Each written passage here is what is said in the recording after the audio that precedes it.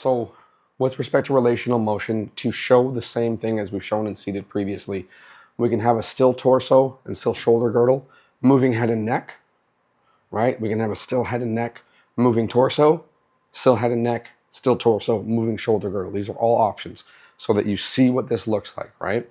So I can have a still torso and shoulder girdle. It looks like this, right? Moving head and neck, still torso and still shoulder girdle. Okay. Now, if I want a still head and neck, a still torso, and a moving shoulder girdle to work on the neck, I can change my angle, or I can stay essentially where I am. Put this hand on the shoulder, right? So now I can get into the tissue that's going to run from shoulder girdle to neck, relatively speaking. I can grab it, right? And then I can mobilize the shoulder girdle. This is essentially the exact same as in seated, and I'm just in a slightly different position in relation to him. Okay? If I wanted to reposition the head to where it would give me something, turn your head to the left, nice and smooth. Stop there, right? Now I can work on it again.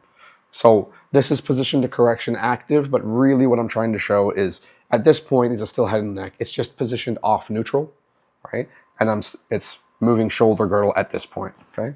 Bring that back, bring that here. Now if I come over here, okay, so thank you. Then I can have a still head and neck, still torso, moving shoulder girdle, right? Now if I want the head and the neck to move, I just pull farther, okay? So relatively still torso, and then the relationship between these things is going to work. Now, if I wanted to, and I put my hand underneath the neck, my thumb is going to go up into the general region of the skull.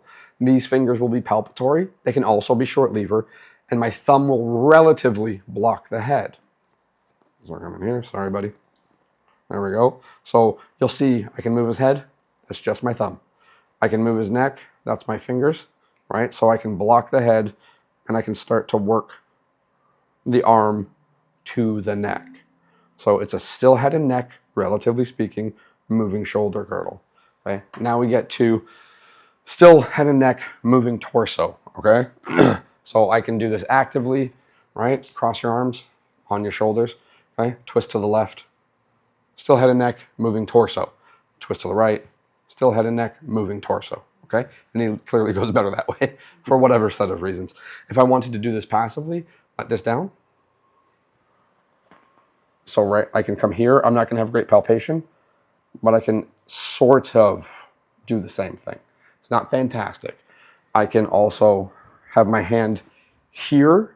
So I have neck and trap. So my hand is going to be more on the posterior surface. My thumb will kind of come around the front. That's not the main point. The main point is I have contact, right? I can pin the head with my torso. This is not comfortable for everybody. This is not required. This is an option, okay? And then I can move the torso, relatively speaking, right? So I can kind of pin the head and move the torso, right? So same net effect, different positions.